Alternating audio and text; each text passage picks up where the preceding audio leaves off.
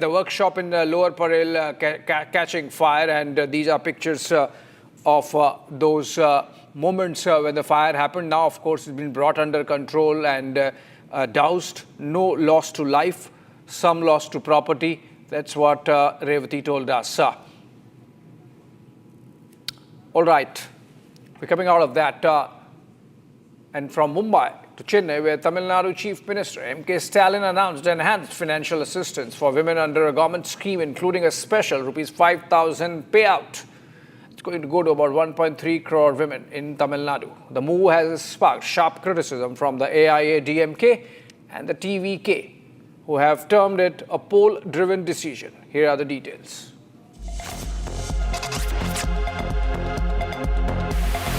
Tamil Nadu Chief Minister M.K. Stalin announced a major cash boost for women beneficiaries ahead of the upcoming assembly elections. Under the existing scheme, eligible women receive 1,000 rupees per month. However, the Chief Minister declared that for March and April, the assistance will be increased to 2,000 rupees per month. In addition, the government credited a special 5,000 rupees cash benefit for March to women beneficiaries, citing high summer expenses. The DMK leader and the Chief Minister of the state of Tamil Nadu, M.K. Stalin, announced Rs 5,000 as a compensation for the women as funds of Rs 1,000 under the Magalir Thittam for the next 3 months, put together with the summer vacation cost of Rs 2,000. However, this move, though celebrated by the particular 1 crore women who have received the amount, the AIA-DMK says that this is a stunt pulled by the DMK government just before the elections to make sure that they pull the women bank voters to their side, whereas the ADMK also pointed out, telling that the Rs 2,000 of promise giving them that after re-elected to power in 2026, that the DMK is going to send 2,000 instead of Rs 1,000. The announcement has triggered sharp political reactions. The opposition AIA-DMK has accused the DMK government of making desperate poll-time promises. So two things you can derive from this. One is that desperation and fear of M.K. Stalin of losing the upcoming elections. Congress is the verge of splitting away from DMK. That's one thing. Second thing is, if the political fortunes for his son were to be alive, these are all the desperate measures that M.K. Stalin believes that will help him to uplift his son. So this is considering the welfare of the DMK family, not considering the welfare of women or anything to do with the welfare of the state. While electoral debutant TVK Chief Vijay has also attacked the Stalin government, questioning the time of the announcement and suggesting it was driven by electoral pressure. All right, on to another breaking development coming in from neighboring Bangladesh, where hours after victory, Bangladesh's BNP, the winning party, has raised the issue of former Prime Minister Sheikh Hasina's extradition. Senior leader of the party, or one of the senior leaders of the party, has been quoted as saying that Tariq Rahman, the PM designate, would raise the issue of Hasina's extradition at an opportune time. This could happen whenever the next formal communication happens between the two sides. Remember, Prime Minister Modi spoke to Tariq Rahman and congratulated him just a while back. And we don't know whether the issue of the former PM Sheikh Hasina was raised. Both the sides mum on that. But immediately, as if on cue, one senior leader of BNP is reported as saying that Sheikh Hasina's extradition is top on the agenda items for the new Tariq government. Yasser Arafat, our correspondent, joins us live from Dhaka for more on this.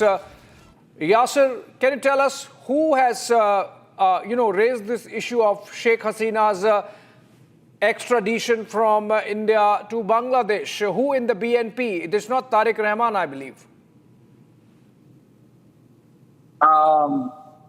BNP just the election in 13 Bangladesh parliamentary election in 2026. From now on, very soon, in the upcoming week, Tariq Rahman and other parliamentary members will be taking oath, and their dedication to the country and the thing they want to do is one of the main thing is to punish the the people who were engaged in the mass killing at July 2024. Back on 2024, that was called July Movement. So Tariq Rahman is promised to punish all the people who were engaged on that. Yeah. All right, but Tariq has, I believe, announced that there are not going to be any celebrations despite the victory, and that only prayers to be held, maybe because of the shadow of late Begum Khalida Zia. Yasser, please tell us that when Prime Minister Modi and Tariq Rahman have just spoken a while back, you think after this, the BNP is going to see India in a positive light with the kind of response that has come from New Delhi to the victory of BNP? For us, it's all about discussion, all about the friendship among Bangladesh and India, the economic deals, the political, the diplomatic deals. And these will take place in a good way when Tariq Rahman will be the Prime Minister, and Mr. Narendra Ji will be on a meeting and discussion and about the future plan, about the strong friendship of Bangladesh and India. I hope so. Yeah. Right, absolutely. India and Bangladesh ties possibly could come back on an even keel after this development in Dhaka with Tariq Rahman becoming PM designate as the BNP wins the general elections. All right, staying with Bangladesh, with the BNP's landmark victory, what is also analysed is the interim government led by Muhammad Yunus's performance and how it dealt with India. The interim government headed by Yunus saw much happening with regards to ties with India, most of it downhill. Take a look.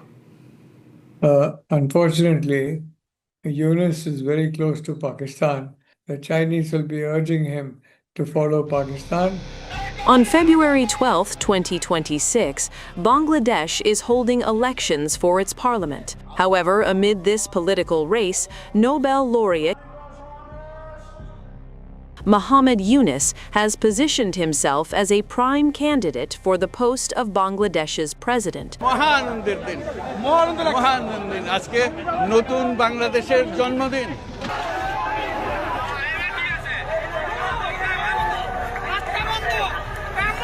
Earlier, on many occasions, Muhammad Yunus publicly ranted against India. We have problems with India right now because they didn't like what the students have done. They're hosting Hasina, who's the former prime minister, who created all this problem and killed the young people. And that creates a lot of tension between India and Bangladesh. Also, lots of fake news coming from the other side, making all kinds of propaganda that this is a very bad thing. This is an Islamist movement, and these are the Talibans who took over Bangladesh and so on. They have been trained in. They even say I'm a Taliban too. So I'm a Taliban. I don't have the beard. I just left it home. So.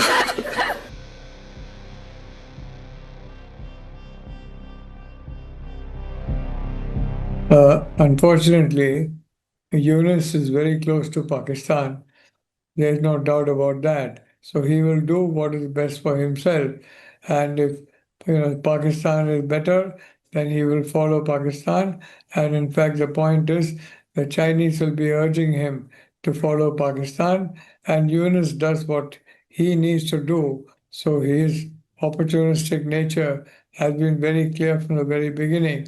And if his opportunistic nature says it is much better to do something with Pakistan and with China, because remember, two go together. You can't do it with Pakistan without China coming in. China, the big brother, Pakistan, the little brother, and you can't do something with China without Pakistan coming in. So it depends on the opportunistic side.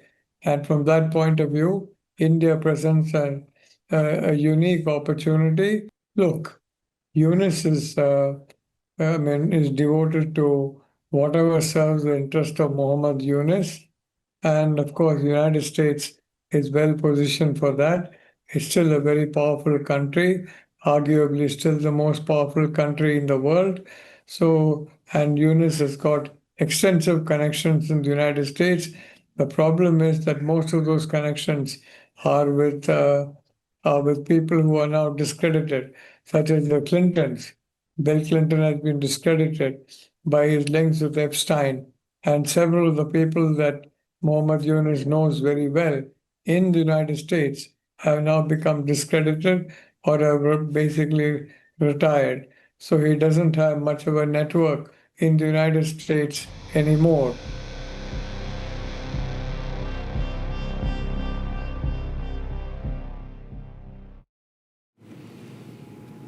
Right, back to Delhi, where another case of civic apathy has come to light with a 75-year-old woman falling into a drain, and that's because the drain was left open, not covered, and this led to her falling in.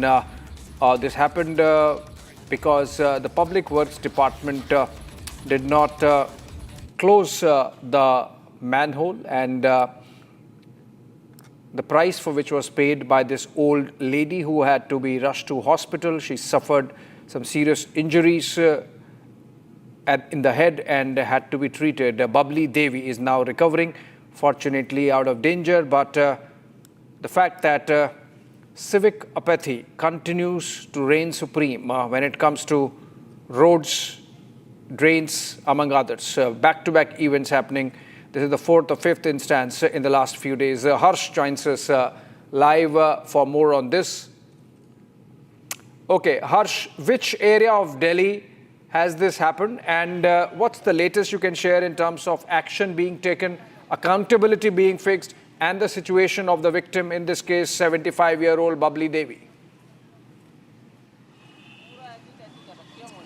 Well, right, Abhishek, tragedies after tragedies here in Delhi NCR, starting with Noida Sector 150 incident, followed by what happened in Janakpuri, then what happened in Rohini Sector 32, and now here in North Delhi where we are standing, we are at the spot. I would want my video journalist to walk our viewers through. This is the pit that has now been covered. This pit belongs to the Public Works Department of Delhi. In fact, this is the very pit where the lady, the 75-year-old lady who suffered severe injuries after falling inside this pit, this is the very pit which has now been covered. We in fact have visuals of the workers making deliberate attempts to now cover the pit after an elderly woman suffered severe injuries. She was also, while we spoke to a few locals out there, they told us that the lady was taken immediately to a nearby hospital where she had to undergo treatment. She suffered she suffered fatal head injuries.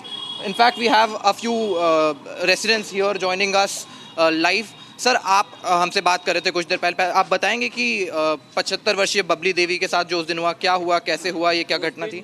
ये पूरी की पूरी पुलिया टूटी हुई थी, ठीक है, और यहाँ से बैरिकेडिंग नहीं करी गई थी, जिसकी वजह से वो सीनियर सिटीजन लेडीज यहाँ से जा रही थी तो उनका अचानक से पैर फिसला और वो इस 3-4 फुट गहरे नाले में जाकर गिर गई थी।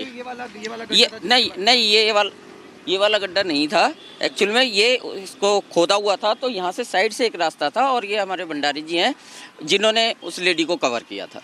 ये आप अब जो जैसे बता रहे हैं, लगभग तकरीबन कितने फीट गहरा गड्ढा होगा? करीबन 4 से 5 फुट गहरा है। इसी तरीके से पूरा खुला तरीके से था, ये पूरा खुला हुआ था। ये अभी फिलहाल ढका गया है, मगर ये उससे पहले ये ढका हुआ नहीं था। ये अभी इन्होंने आनन फानन में जल्दीबाजी में ये सब कवर करा। ये देखिए, इस पर अभी भी कोई सपोर्ट नहीं है। कई बार यहाँ से बच्चे भी निकल जाते हैं, कई बार लेडीज भी आती है, जेंट्स भी आते हैं, और ये अभी तो फिलहाल ठीक हो गया, मगर अभी जिस दिन ये हादसा हुआ उस दिन यहाँ पर कोई कवरिंग नहीं की हुई थी। भंडारी जी, आप खुद यहाँ से विधायक रह चुके हैं? मैं विधायक नहीं रहा हूँ यहाँ पे, मैं 2 बार जो है चुनाव लड़ चुका हूँ यहाँ से, और उस दिन भी यही बात हुई थी और इनसे मेरी जो है बहस, मैंने ये कहा था, मैं कि एक महिला यहाँ गिर गई है, महोदय जी इसका देखिए ज़रा, तो ये मेरे साथ बदतमीजी करने लगे, जिसकी वजह से वो रील जो है वायरल भी हुई थी। और मैं बड़े ही आदाब से इनसे बात कर रहा था। मैं कहे जरा उस महिला को देख लो, उसको यहाँ पे चोट लग गई है इस गड्ढे की वजह से, जिसकी आपने बैरिकेडिंग नहीं कर रखी थी। किस तरीके की चोट थी और ये गड्ढा पीडब्ल्यूडी का था, दिल्ली जल बोर्ड का था? दिल्ली जल बोर्ड का था। ये 3 टाँके उनके लगे यहाँ पे। उसकी मैं आपको कहो तो मैं फ़ोटो भी दे देता हूँ आपको, उसकी वीडियो है मेरे पे। मैं उसको हॉस्पिटल में लेके गया था यहीं पे। तो ये भी जानकारी मिली किसी भी तरीके की एफआईआर इस मामले में दर्ज नहीं की गई है। आखिर ऐसा क्यों है? क्योंकि आप यहाँ के रहने वाले हैं, उन महिला को गहरी चोटें आई हैं, गड्ढा तो चोटें आई थी, लेकिन हमने सोचा पहले इसका इलाज कराया जाए। उसके बाद जो है इन्होंने फटाफट बैरिकेडिंग करा दी। फिर इनका जो है आरोप आपने विधायक जी का देख ही होंगे कि वो ज़बरदस्ती घुस गई जी, यहाँ बैरिकेडिंग हो रखी थी। उसी टाइम इन्होंने ये पैक भी कर दिया था। तो ये इस तरीके से इन्होंने तेजी से काम करा। कितने दिनों से खुला हुआ था ये गड्ढा और कितने दिनों में उसके? 1 हफ्तों से लगा हुआ था। 1 हफ्ता तो था, 1 हफ्ते से ज़्यादा। और कोई बैरिकेडिंग नहीं, कोई कुछ नहीं। और हादसे के कितने दिनों बाद इस गड्ढे को भर दिया गया? उसी टाइम जैसे ही हादसा हुआ उसी टाइम तो इतनी तेजी से काम होने लग गया और ये पैक कर दिया, फिर बैरिकेडिंग भी लगवा दी। तो ये सारा काम जो है उस टाइम पे इतनी तेजी से हो गया। जब तक हम उसको हॉस्पिटल में लेके गए थे, इतनी देर में हम यहाँ आ गए, देखते हो यहाँ चेंज हो गया। विधायक जी से मेरी इसी बात पे All right, that's basically the situation on the ground, the kind of civic apathy issues we keep bringing to you. One more coming out from Delhi. All right, now from Delhi to Uttar Pradesh, where the standoff between the UP police and Swami Avimukteshwarananda Shankaracharya seems to be intensifying. The police have now taken cognizance of a complaint filed against the self-styled Shankaracharya over alleged abuse of minors at his ashram. Other Hindu sayers have approached authorities seeking registration of an FIR. A police report has confirmed that allegations of sexual assault at the ashram are being probed, even as the court has reserved its verdict in the matter, with a decision expected within the next 14 days. It is being claimed that the children have received death threats as well. Here are some voices on this story. हमने माननीय न्यायालय को सारे तथ्य बताए, सारे साक्ष्य दिखाए। नंगी सीढ़ियां जो है वो हमने माननीय न्यायालय को सब कुछ बता दिया है। और हमारे जो नाबालिग बच्चे हैं जिनके साथ ये कुकर्म किया गया है, यौन शोषण जिनका 2 वर्षों से लगातार समय समय पर किया जाता था, और माघ मेले में भी माँ गंगा की गोद में घिनौना कार्य किया है। मैं माननीय न्यायालय को सारी चीज़ बताई और विशेष रूप से बताया कि एक गुरु ये बताते थे कि गुरु की सेवा है, ये गुरु की दीक्षा का एक दक्षिणा लेने का देने का तरीका है। और इनका जो मुकुंदानंद है शिष्य है, वो पहले अपने आप ऐसा कार्य कराता था और बच्चों को बताता था, देखो मैं जब करा रहा हूँ तो ये हमारी ऐसे ही तरीका होता है गुरु को पाने के लिए, गुरु के आशीर्वाद लेने के लिए। तो अब वो बेचारे नाबालिग बच्चे होते हैं जो 4 साल। वो बच्चे आपके पास कब आए भाग के, जिन बच्चों का बार बार आप जिक्र कर? ये जाम वाम लगाया है, वो बच्चे किसी तरह से छुट के वहाँ से आ गए हैं और बच्चों मेरे पास आए हैं। और उससे पहले भी संपर्क में आ गए थे, परंतु परमानेंट सामान उठा के भाग आए थे। और उन बच्चों ने सारा कुछ हमें बताया है और वहाँ से हमें बहुत सारा एविडेंस मिल गया है। एक ही नहीं 20 ऐसे बच्चे हैं जिनके साथ एक कुकर्म कई सालों से कर रहे थे। हमने माननीय न्यायालय को आज स्पष्ट रूप से बता दिया है। मैं नहीं बोल पाऊंगा, इतनी गंदी घटना इन्होंने किया है, इन बच्चों का जीवन बर्बाद किया। माननीय न्यायालय ने मेरी सारी बात सुनी है और हमने बस एक ही निवेदन किया है कि अब आपके अलावा हमारा कोई भगवान नहीं है, आप हमारे न्यायमूर्ति हैं, हमारा मुकदमा दर्ज कराकर इन बालकों का जीवन बचाएं। ये लोग हत्या भी करा रहे हैं, हमारी पूरी योजना बना रहे हैं। और माननीय न्यायालय ने हमारी बात सुनी और फैसला सुरक्षित रख लिया। सारी घटना माननीय न्यायालय ने बच्चों से और हमसे पूछा और हाँ, ये पुलिस रिपोर्ट में पुष्टि हो गई है। जो कमिश्नर साहब से जांच के आदेश हुए थे उसमें संपूर्ण तथ्य सामने आ गए हैं कि इन्होंने वहाँ कुकर्म करते थे, आश्रमों में करते थे। इतना ही नहीं, माँ गंगा की गोद में इन्होंने इतना गंदा काम किया छोटे छोटे बच्चों से। इतने गंदे लोग संत नहीं हो सकते, इनको जेल में लाना चाहिए। माननीय न्यायालय ने हमारी बात सुनकर फैसला रिजोर किया है। आज क्या उम्मीद है अगली कोई तारीख या फिर क्या फैसला है? कोई तारीख नहीं लगेगी। माननीय न्यायालय ने हमारी बात सुनी और माननीय न्यायालय ने, मैंने रूलिंग भी बताई, ललिता कुमारी माननीय सुप्रीम कोर्ट साफ साफ कहता है कि धनंजय अपराध इतना बड़ा घोर अपराध होता है तो पुलिस सबसे पहले मुकदमा दर्ज करती है। ये पुलिस ने हमारी नहीं सुनी तो हम कहाँ जाएंगे? तो न्यायालय ने हमारी बात सुनकर फैसला रिजोर किया है। आपको कुछ कानूनी साथ नहीं मिल रहा है इस पूरे केस में, आप ये कहना चाहते हैं? हमें अब न्यायालय से उम्मीद जगी है। न्यायालय ने हमारी बात आज बड़े ध्यान से बहस सुनी है, तथ्य देते, सबूत देखे, पुलिस की रिपोर्ट में पुष्टि हो गई। अब इससे ज़्यादा और क्या प्रमाण दे सकते हैं हम न्यायालय को? हम आज प्रयागराज छोड़ के जा रहे हैं क्योंकि हमें यहाँ रहने नहीं दिया जा रहा है।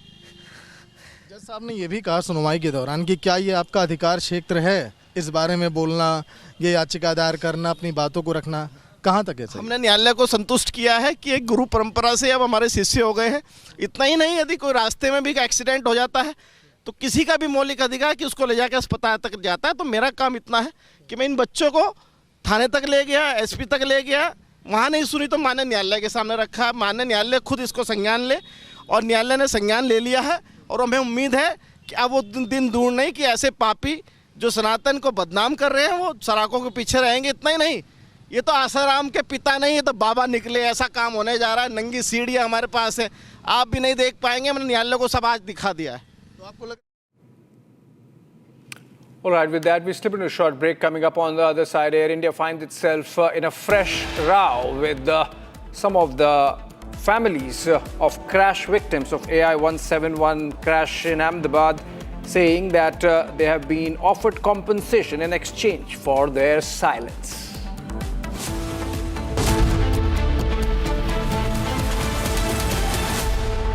MDH की हल्दी मिर्ची धनिया करे कमाल, ये रंग दे, ये खुशबू दे, ये तीखा, ये कम पड़े, क्या निराला MDH मसाला। केसरिया से मन जोगी हुआ रे, दिल झूमे देखो मतवारा हुआ रे, केसरिया से मन जोगी हुआ। हर पल मनाओ केसरी त्योहार, विमल बोलो जुबान केसरी। आर प्योर सूजी पास्ता उबालो, मिलाओ और खाओ, 8 मिनट में तैयार। क्या टेस्ट है सबका राजा R pure masala. I am absolutely fed up, like you are, I'm sure, with the U-turns of the BCCI and the ICC and cricket politics. And I feel bad, like every citizen of India does, that these people, because they want to make some money over cricket, are ready to compromise the nation.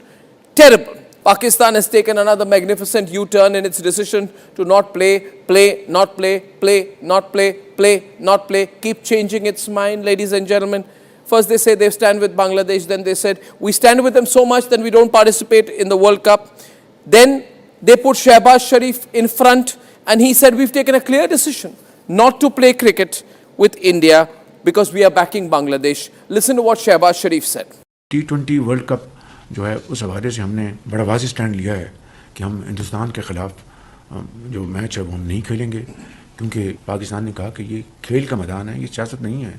खेल के मैदान में सियासत बिल्कुल नहीं होनी चाहिए। हमने एक बड़ा सोच समझ के हमने स्टैंड लिया है और इस हवाले से हमें बांग्लादेश के साथ पूरी तरह खड़े होना चाहिए। That's what he said 8 days back. Now he's changed his line 8 days later. Now he's saying that the government of Pakistan is now directing the Pakistan national team to play, to take the field on February 15 for the scheduled fixture against India in the T20 World Cup.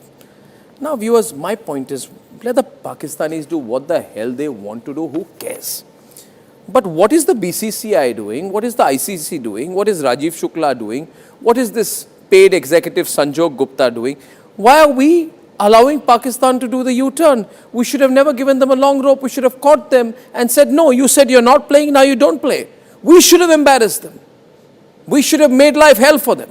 We should have reined in the Pakistanis. But no, you see in our country, some people are so desperate, like Rajiv Shukla, so desperate to play cricket with Pakistan. Why, Rajiv Shukla, do you want to play cricket with Pakistan? You have no history of cricket. But Rajiv Shukla says, we agree with the ICC. We cannot comment on what the ICC is doing. And then he says, ICC, BCCI has nothing to do with what Shehbaz Sharif is saying. Well, let me tell you, the ICC has given in to Pakistan. And I feel bad, this fellow, Sanjog Gupta, who is the ICC CEO, earlier was a TV executive, ladies and gentlemen, in the same company. Now, this man, Sanjog Gupta, puts out a statement trying to placate Pakistan, trying to placate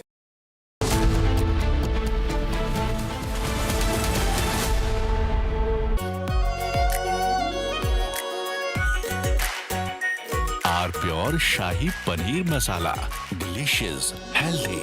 every day. इसको घर पे लगाओगे तो शादी का तो पता नहीं, पर घर पक्का नहीं टूटेगा। रूंगटा नहीं तो घर स्ट्रॉन्ग नहीं। रूंगटा स्टील TMT बार एकदम सॉलिड। पहाड़ों में एक हाइकिंग स्टिक भी बन सकती है। ये है सीक्रेट रेसिपी MDH का जीरा सिप जल जीरा मसाला।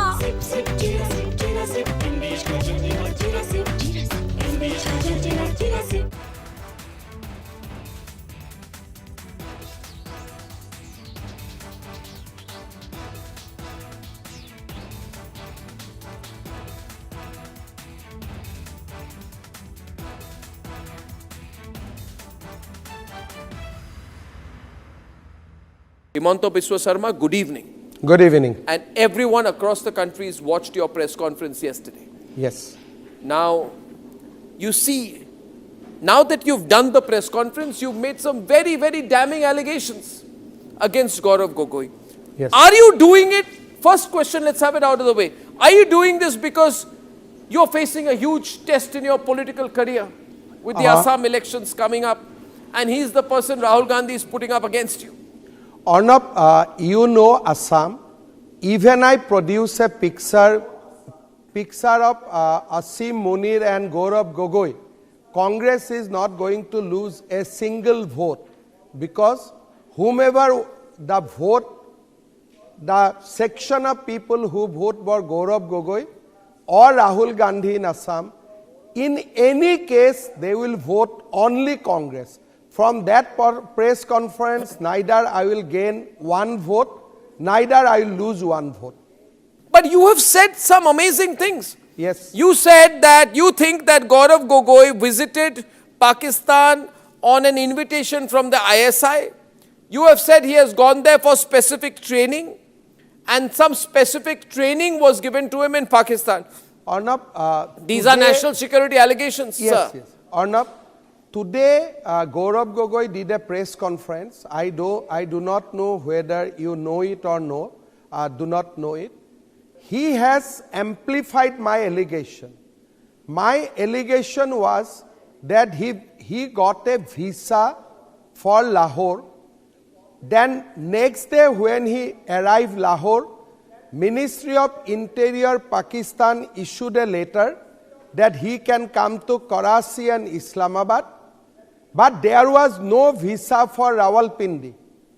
Today, in the press conference, he says that he went to Taxila, that is in Rawalpindi district, that is the headquarters of Pakistan Army, and there is no visa for visiting Rawalpindi. Now, India and Pakistan visa regime is such that it has to be city-centric. Today we put a question to Mr. Gaurav Gogoi that how can you visit the most secured place in Pakistan, that is called Rawalpindi, without a valid visa for that city. So if you Google, you will get immediate answer that an Indian citizen cannot go to Rawalpindi district of Punjab province without a valid visa.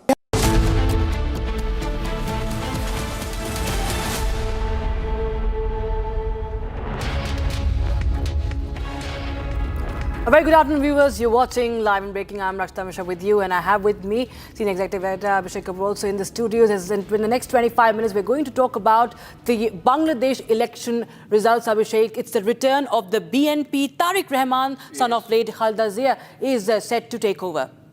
Well, yes, and it should be seen as a good development. We'll explain how. Absolutely. First, quick check of the headlines at this hour. BJP takes on Rahul Gandhi amid trade deal face-off. Government sets the record straight on farmers' interests being protected. Prime Minister Modi speaks to Bangladesh's new Prime Minister Tariq Rahman, who's going to take over as the Prime Minister of Bangladesh.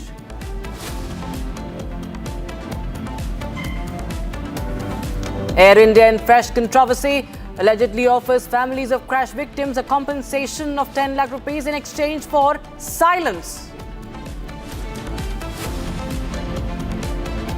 Political face-off over Vande Mataram diktat.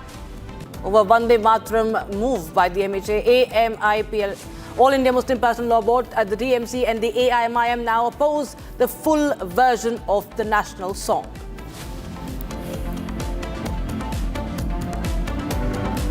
Abhi Mukteshwaranand in trouble over alleged allegations of sexual abuse. Court sets aside order.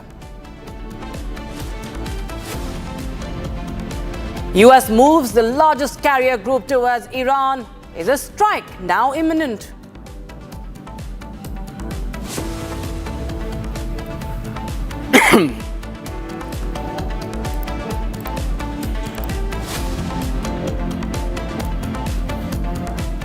So in the first elections after Sheikh Hasina's ouster, Yunus government has been now removed, and now the elections have given a majority to the BNP that is now led by Tariq Rahman, the son of former Prime Minister of Bangladesh, Khaleda Zia, the late Khaleda Zia.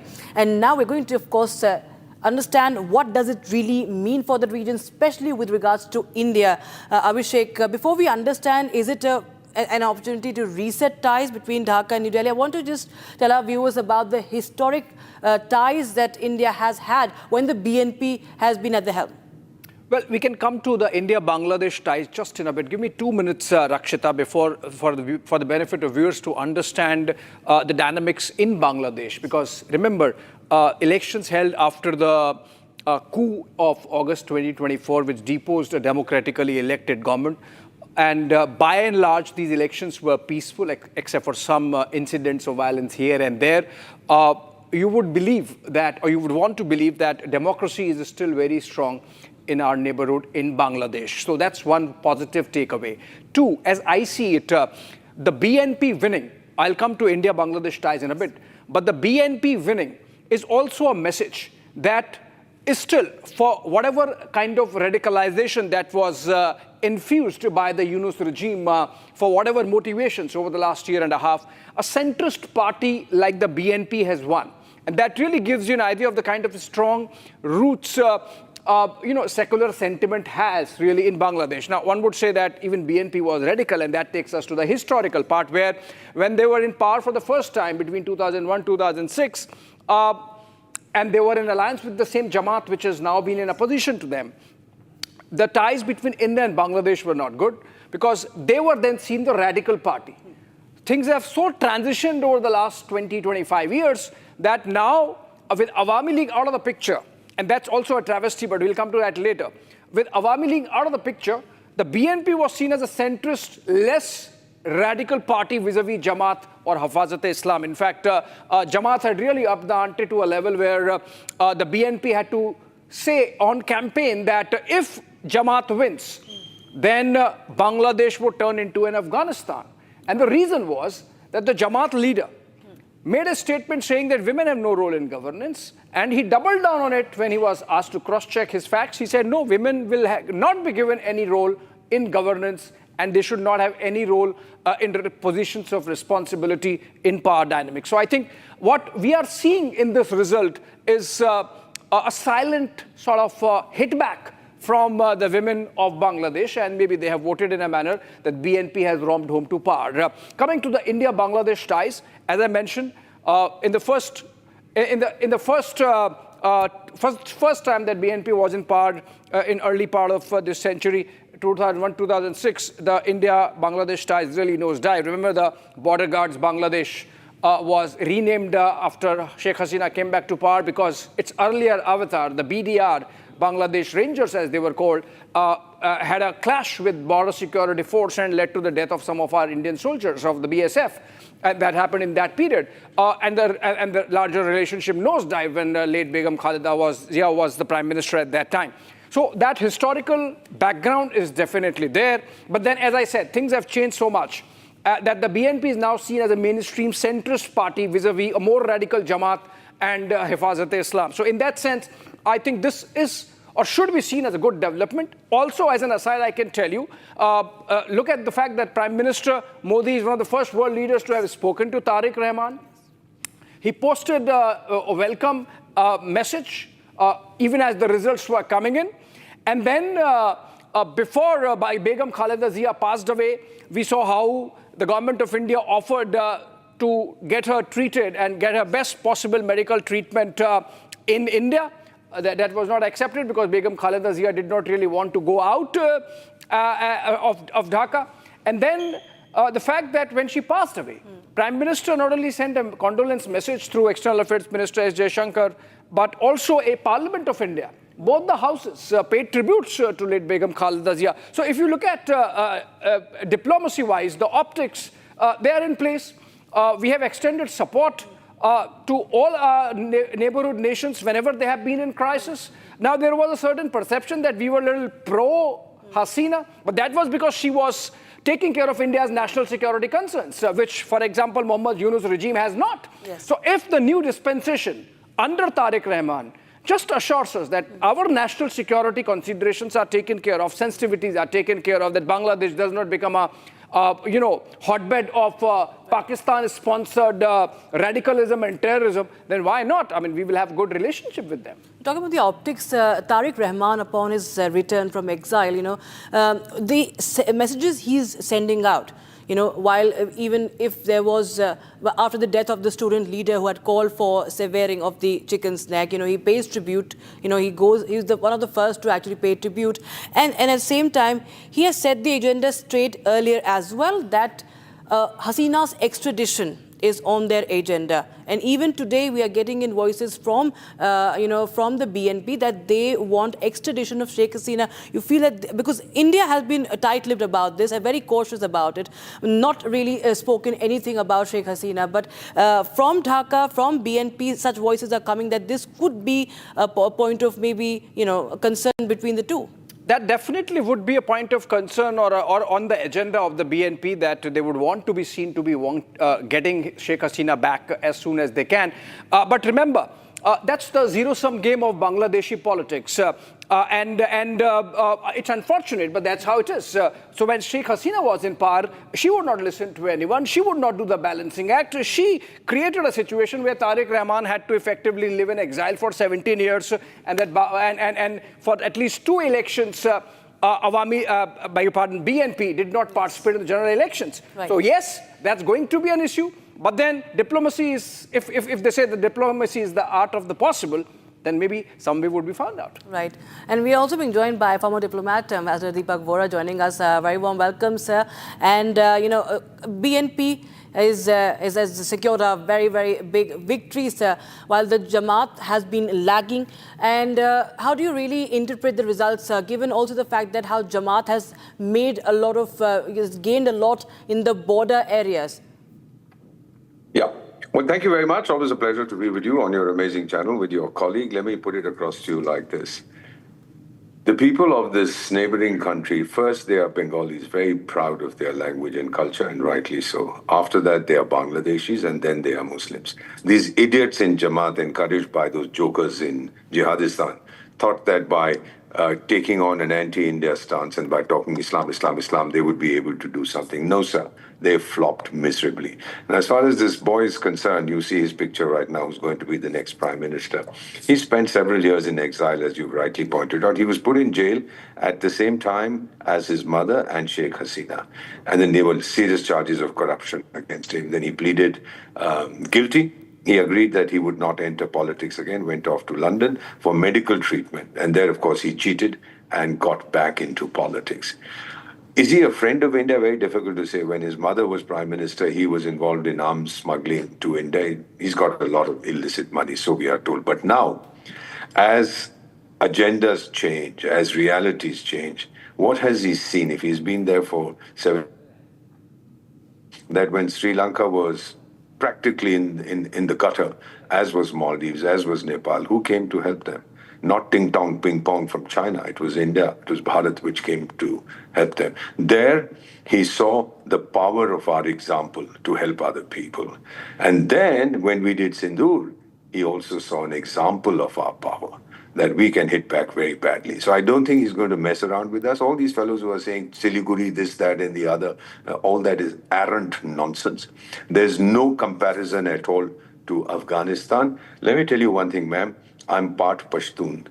Let me just tell you that, when Taliban 1-2 came, these jokers in Jihadistan were doing the Bangla, aa gaye, and now Kashmir is ours.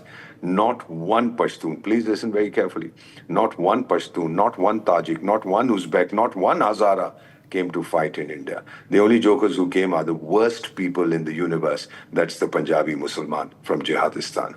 They are the people who dominate everything. So the comparison doesn't exist at all. People talk of the strategic importance of Afghanistan. Strategic for whom? Certainly not for me. Could be strategic for Jihadistan or for some others. It's not for me. So this is a term we bandy about, strategic. As far as Bangladesh is concerned, he has issues. He has security issues, ma'am, with that, what do they call, the Arakan army. They are now, they have 270 kilometers of the border with Bangladesh. And they are Buddhists, hardcore Buddhists. I know these fellows. And they are clobbering the Bangladesh army over there. They are fighting every day. So he's got to sort that out. He's got to revive the economy. He has to have an inclusive government. He has to take care of the minorities. Otherwise, his government is not going to last very long. It's not easy. It's going to be very tough, ma'am. But I do believe that if he's an intelligent guy, he'll read the writing on the wall. He won't make the mistakes that his father and his mother made. Right. Ambassador Vora, just turn with us. We have more updates coming in. In fact, you can see that there are more and more leaders who are now raking up the extradition matter. BNP top official says we will seek Hasina's extradition. Ambassador Vora, I would like to come across to you on this. I'll go across to you on this. Now, this extradition, there's this chorus right from day one, after the elections, after the results, that the demand, the top of the agenda for BNP is Hasina's extradition, sir. How do you see this? What is really New Delhi going to do about it? She's not going to be extradited, period. I'd be very disappointed. I know her. I've been there several times. There used to be an interim leader, a fellow called Mohammed Useless Khan or something like that. He was so obsessed with Sheikh Hasina that he destroyed his country, but his obsession, his OCD, obsessive compulsive disorder, bring her back. She had put him in jail and all kinds of things. So he was trying to practice revenge politics. Hopefully this fellow will not. He'll understand it doesn't help. If she doesn't come back, does it mean that he's going to spoil his relationship with us? No. He can't survive without us. Oh, the Chinese will give him money at 40% interest. He's not going to be able to pay it back. The jihadis have no money to give him, just as they have got messed up. Ma'am, quite honestly, today Afghanistan is Jihadistan's problem, not mine. And I think the jihadis are very stupid across the border. They want to make Bangladesh also their problem. I'll do the Bangla, they won't. And all this nonsense about the chicken neck and so on. You think they are capable of taking it? Not a chance in 25 generations. So we have this confidence, but he has to give up this revenge politics that he has himself said he'll give up. Indeed. Ambassador Vora, always a pleasure having you. Thank you so much for joining us on Republic. And Thank you. Abhishek, we spoke about the extradition issue, Hasina, but there are, of course, a lot of other, nuances to this result. Right from, as we were talking to Ambassador Vora about the border areas, to leaders who had, in fact, provoked on chicken's neck, like Hasnat Abdullah, also winning big. What are the really takeaways, the big takeaways that are coming in from this election result? Well, the big takeaway, as I said, is that a centrist party, after all, winning, and that gives us hope, or should give us hope. Insofar as other issues apart from Sheikh Hasina, for their domestic politics, Sheikh Hasina might be the biggest issue. For us, it is not. Ambassador Vora gave a right word to it that that's not on the table, so far as we are concerned for now. I mean, ultimately, it's for example, Tariq Rahman. I mean, he was in London for 17 years. He was not tried. So those are the different dynamics. But there are other issues on which we can look in the same direction. We can negotiate and we can address mutual concerns. So, for example, energy security for Bangladesh. The fact that a lot of power, electricity flows from India to Bangladesh. The fact that they have to take care of our national security concerns, not just in the northeast, but in the rest of the country. The issue of infiltration. The manner in which illegal immigration from Bangladesh has taken place over the last few years and decades. That's something on which we really need to talk. Also remember, that's very important, and it is for the Bangladeshis to understand, and many of them do understand. India's biggest visa operation outside anywhere in the world is in Dhaka.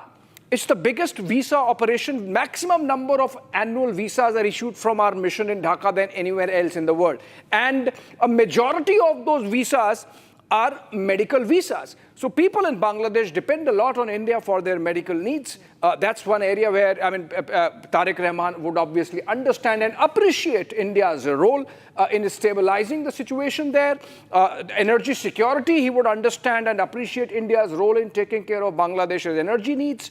He would understand that when it comes to any crisis, as in the case of Sri Lanka, so in the case of Maldives, so in the case of Nepal, and hence so in the case of Bangladesh, if there is a crisis, we are going to be their first resort. And I think that's been proven so many times. So there are so many issues, if you put aside Sheikh Hasina for a while, on which both sides can cooperate. And it is hoped that this mandate really strengthens Tariq Rahman, the scale of the mandate, strengthens Tariq Rahman to a level that while he manages the optics and the local politics and the dynamics there, of pandering to that sentiment of getting Sheikh Hasina back, he also focuses on the larger picture. I hope, and it is hope from New Delhi, that he would look at the larger picture when he takes charge. Will he boycott cricket in India this time, you feel? Is it going to be a Well, that seems like a very personal peeve of Muhammad Yunus. Yes, exactly. It should get buried with his administration, is what New Delhi would hope. Remember, that's why the entire position of BCCI, if you look at it, has been rather conciliatory, saying that whatever Bangladesh has done now does not jeopardize its claims to future participation, and even not just participation, but even hosting an ICC event. So in that sense, I think there is a lot going insofar as the larger Bangladesh-India relationship is concerned. We have our concerns, just as they have their concerns. Ultimately, it's going to be jaw-jaw, but the mandate really, hopefully, strengthens Tariq Rahman to a level where he can do the balancing act needed to bring the India-Bangladesh relationship back from the brink. Right. Well, many thanks, Abhishek, for joining us here at the studios and giving us a lowdown of what this election really means, decoding the Bangladesh election results. Viewers, in the meantime, we will be now moving on to some breaking news that is coming in from Mumbai right now. A fire has broken out in a 45-story residential tower in Goregaon, east of Mumbai. Visuals coming in on your screens. The blaze started in a flat on the 9th floor of the DB Wood building and in the Gokuldham area, triggering panic. And thick smoke billowing from the tower, as you can see. Mumbai Fire Brigade receiving the call at around 9:11 a.m. this morning, declaring it a level 1 fire. Level 1 is a minor category. Revati joins us on the broadcast. Revati, tell us more details about the fire that has broken out in this apartment. Actually, this is the second fire incident in the entire day, and this fire broke out in a residential area near Goregaon East in a 45-story building. A fire suddenly broke out, and there was a so the panic, so the residents were shifted to a refuge area by the Mumbai Fire Brigade. Also, there were 4 jumbo trucks of fire brigade officials who extinguished the fire. The cooling operation went on for hours so that there is no hotspot remains, which will once again catch fire. So this is second or third fire incident which has happened in Mumbai, and as we can see, the fire which broke out was pretty big, but fortunately there are no casualties reported. Over to you. Right, many thanks for joining us there on the broadcast. Viewers, this is the second fire was reported from Mumbai, first in Lower Parel and now in Goregaon. As you can see, the visuals are coming in from this site, from the apartment where the fire has been reported. Thankfully, no casualties reported. All right, viewers, we will be sipping to a very, very short break on this broadcast. On the other side, we get you the latest. The Air India's no-sue deal. It's in a fresh controversy as it allegedly offers families of the crash victims a compensation in exchange for their silence. We'll be right back with more on that.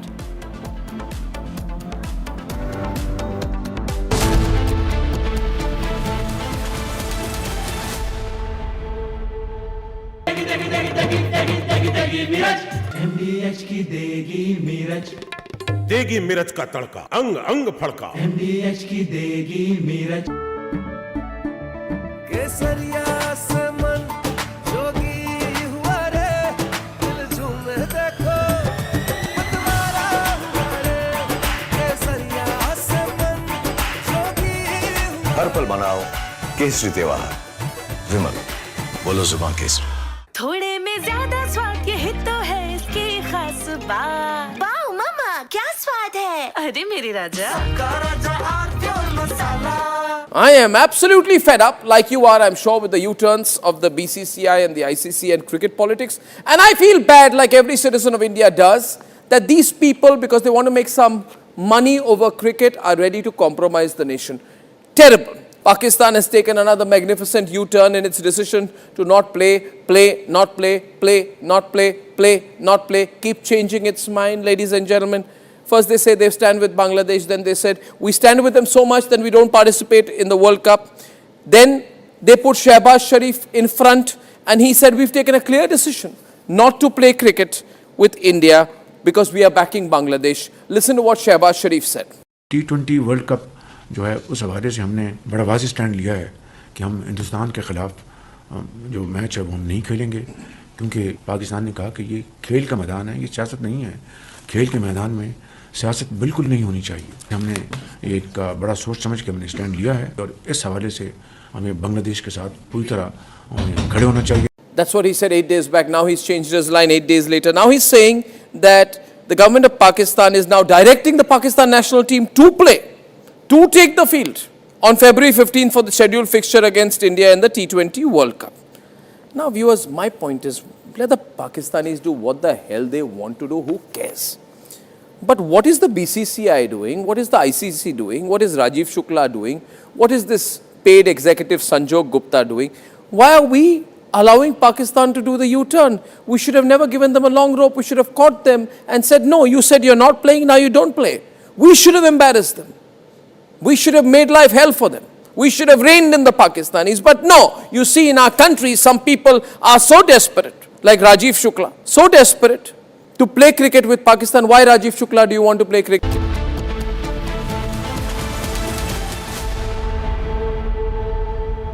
थोड़े में ज्यादा स्वाद, यही तो है इसकी खास बात। वाओ मामा, क्या स्वाद है। अरे मेरे राजा, केसरिया से मन जोगी हुआ रे, दिल झूमे देखो मतवारा हुआ रे।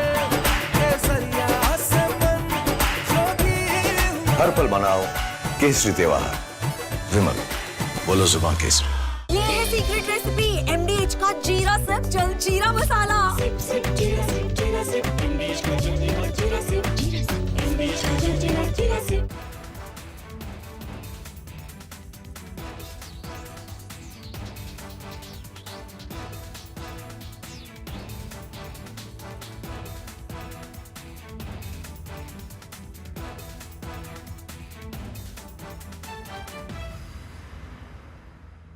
Himanto Biswa Sarma, good evening. Good evening. And everyone across the country has watched your press conference yesterday.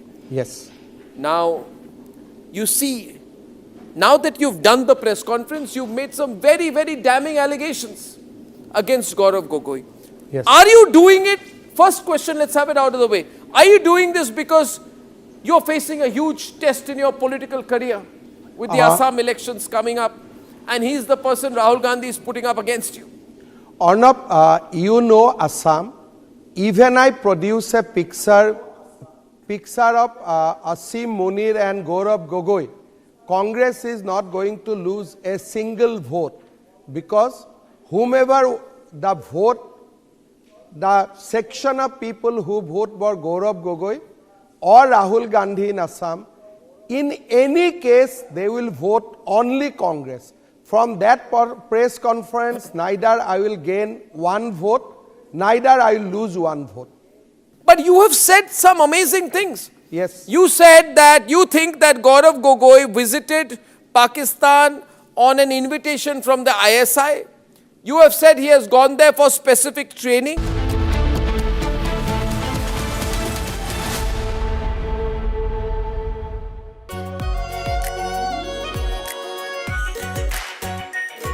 Pure shahi paneer masala, delicious, healthy, everyday. इसको घर पे लगाओगे तो शादी का तो पता नहीं, पर घर पक्का नहीं टूटेगा।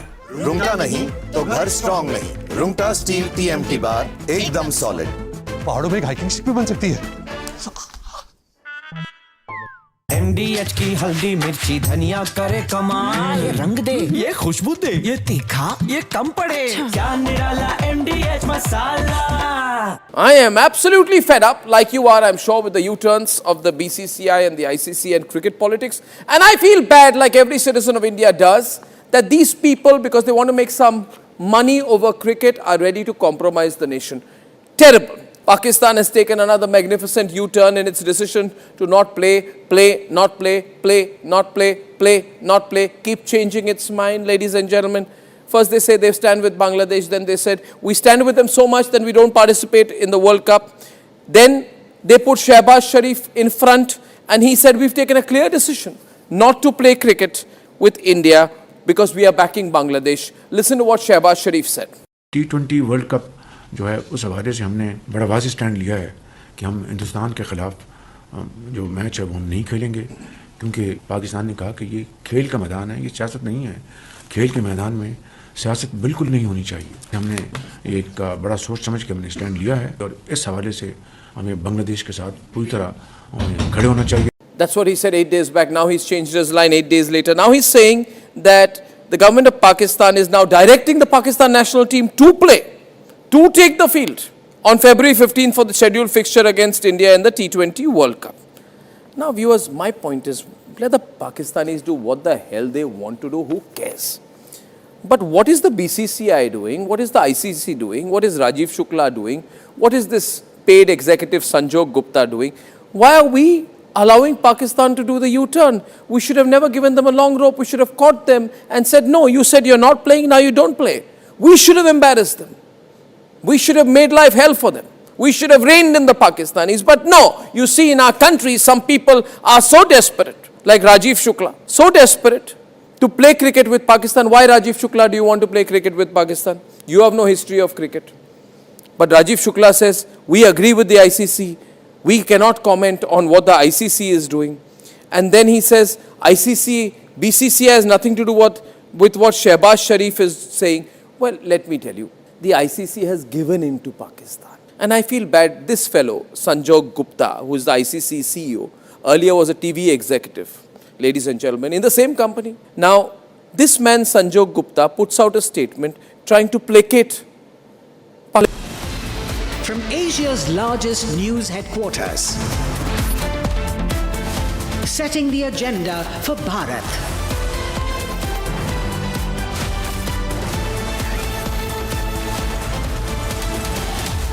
You're watching Republic.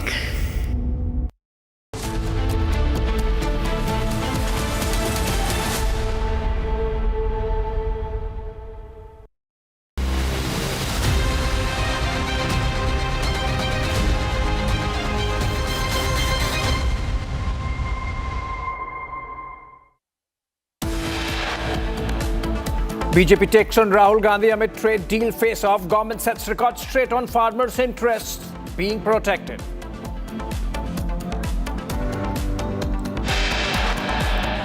Prime Minister Modi speaks to Bangladesh's newly elected PM Tariq Rahman of the BNP.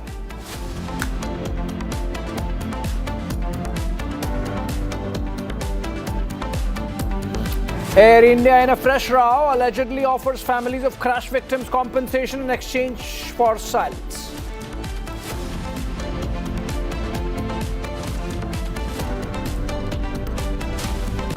Political face-off over Vande Mataram diktat as AIM, PLB, TMC and AIM oppose the full version.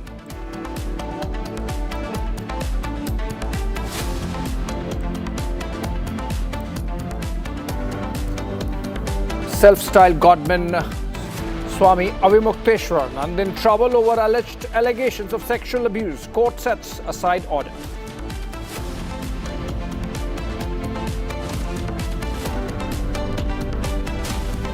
And US moves the largest aircraft carrier group towards Iran. Is a strike imminent now?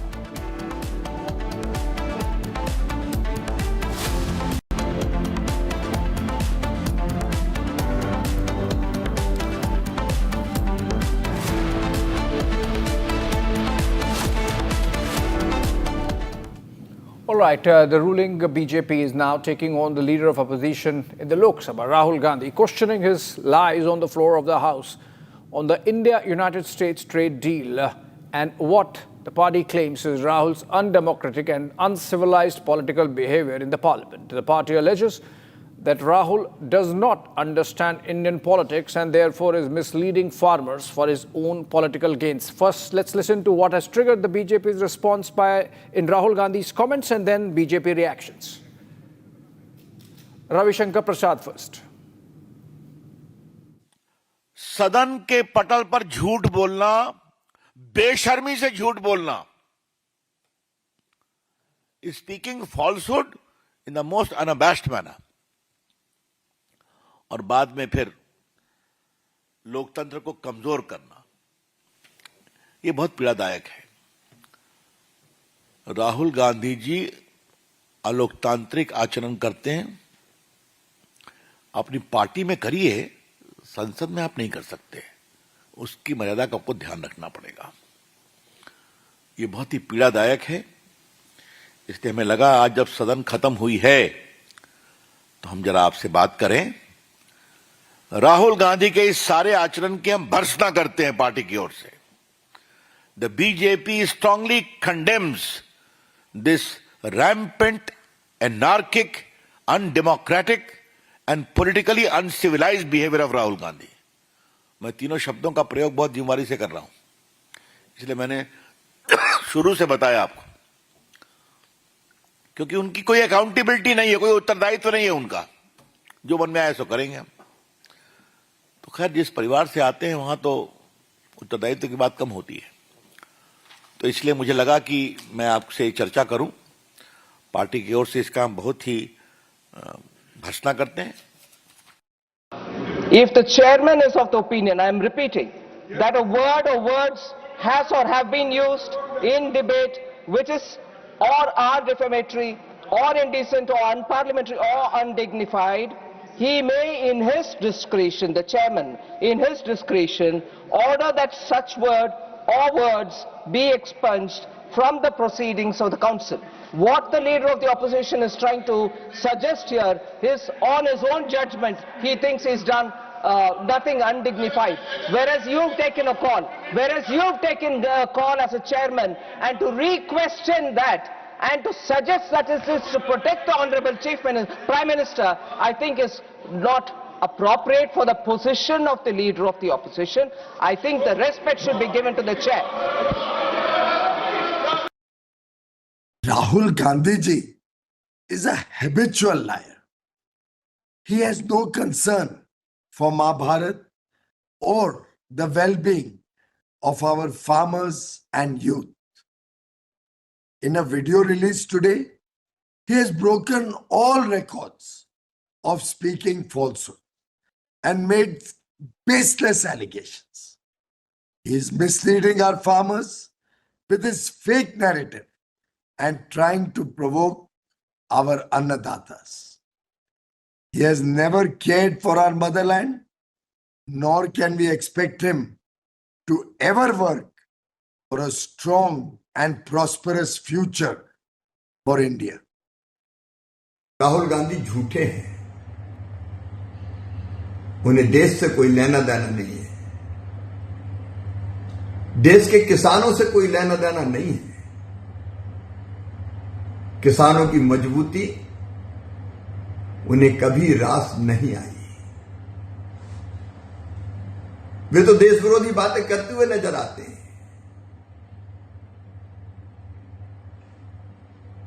अभी उन्होंने एक video में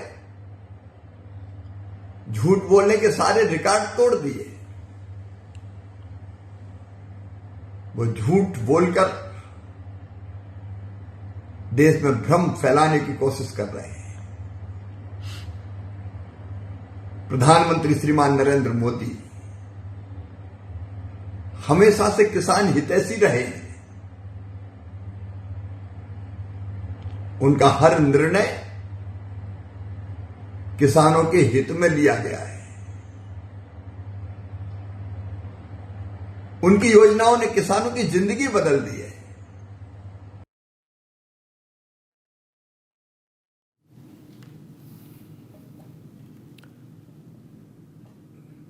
All right, moving on. A class 12 student's alleged reckless joyride has claimed the life of a 6-year-old child, leaving families shattered and a city outraged. The accused, identified as Gaurav Singh, was reportedly speeding through Banthra area after his school farewell party when his car rammed into an auto rickshaw and pedestrians, dragging vehicles for nearly 200 meters. Chilling CCTV visuals captured the moment of impact, a split second that changed multiple lives forever. That's from Lucknow. Here are the details. A class 12 student's reckless joyride claimed a 6-year-old's life in Lucknow. Gaurav Singh is now in custody after a horrifying crash that left vehicles mangled and families devastated. Gaurav, returning from a school farewell party in Banthra, drove rashly with his girlfriend on the passenger seat, ramming into an auto rickshaw and pedestrians. The impact was devastating. Vehicles dragged nearly 200 meters. CCTV footage shows the speeding car slamming into the auto rickshaw in a flash of horror. The young victims were rushed to the hospital, but one innocent child could not make it. आप मौके पर आपने हादसा देखा? हाँ। क्या हुआ था? उधर से गाड़ी लखनऊ साइड से आ रही थी, तो वहाँ एक पहले मोटरसाइकिल में टक्कर मारी उसने। हाँ, गाड़ी इतनी तेज थी कि मोटरसाइकिल बहुत भड़ाम भाई। फिर औरतों में और 2 लड़कों में टक्कर मारी। फिर यहाँ पता था कि ठेला खड़ा था, तो इसमें मारते हुए ऑटो में टक्कर मारी। फिर वो एक लड़का में मारी, उधर जाके ट्रोला में मारता गया वो वहाँ से। क्या वो रुका था या चलता? नहीं, बिल्कुल नहीं रुका, उसको देख ही नहीं पाया किसी ने। आगे रुका, आगे जाके 100 मीटर पे रुका, एक लड़की को उतारा और फिर भाग गया। Gaurav Singh and his girlfriend fled the scene, but the police tracked them down. The student is now arrested. कल देर रात थाना बंथरा पुलिस को यह सूचना मिली कि एक स्विफ्ट डिजायर द्वारा अनियंत्रित होकर एक्सीडेंट हो गया है, जिसमें कि लगभग 4 लोग घायल हो गए हैं और एक बच्चे की दुखद मृत्यु हो गई है। इसमें तत्काल ही पुलिस ने संज्ञान लेते हुए अभियोग पंजीकृत कर लिया है। गाड़ी और जो ड्राइवर था उसको पकड़ दिया गया है। जो चालक था उसका नाम गौरव सिंह है, जो कि वर्तमान में पुलिस हिरासत में है। जितने भी घायल हैं वो सभी ठीक हैं एवं अभी उपचाररत हैं। इसमें अग्रिम वैधानिक कार्रवाई की जा रही है। A tragic reminder as lives hang by a thread when youth take the wheel without caution. A young life cut short, the outrage palpable.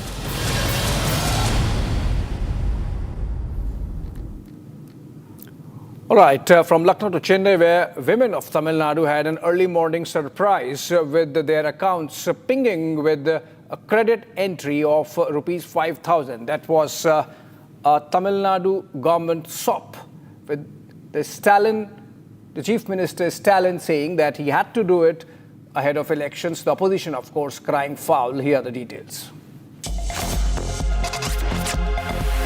Tamil Nadu Chief Minister M.K. Stalin announced a major cash boost for women beneficiaries ahead of the upcoming assembly elections. Under the existing scheme, eligible women receive 1,000 rupees per month. However, the Chief Minister declared that for March and April, the assistance will be increased to 2,000 rupees per month. In addition, the government credited a special 5,000 rupees cash benefit for March to women beneficiaries, citing high summer expenses.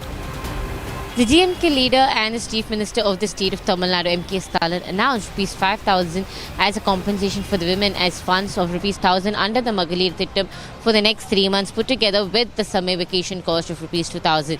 However, this move, though celebrated by the particular 1 crore women who have received the amount, the AIADMK says that this is a stunt pulled by the DMK government just before the elections to make sure that they pull the women bank voters to their side, whereas the ADMK also pointed out, telling that the Rs 2,000 of promise giving them that after re-elected to power in 2026 that the DMK is going to send 2,000 instead of Rs 1,000. The announcement has triggered sharp political reactions. The opposition AIADMK has accused the DMK government of making desperate poll time promises.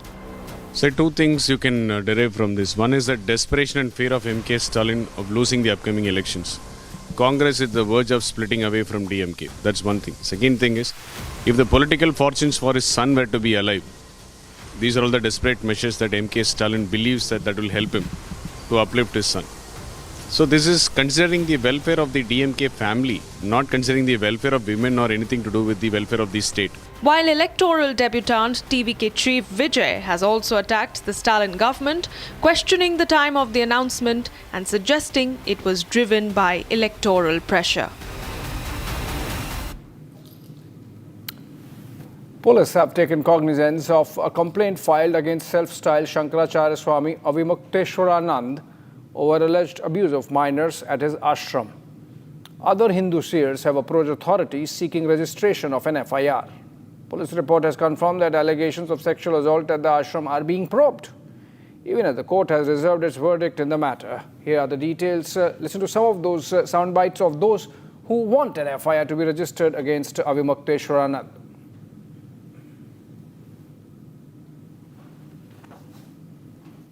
गौ माता की रक्षा के लिए जो हम आवाज उठा रहे हैं वो बिल्कुल सरकारों को पसंद नहीं आ रही और इसीलिए कार्टेल बना करके हमारे ऊपर तरह तरह के आक्रमण किए जा रहे हैं, अपमानित कर रहे हैं, हमारे लोगों को मार पीट रहे हैं, धमका रहे हैं। अब उससे काम नहीं बना, हम डटे रहे, तब ये लेकर के आ गए।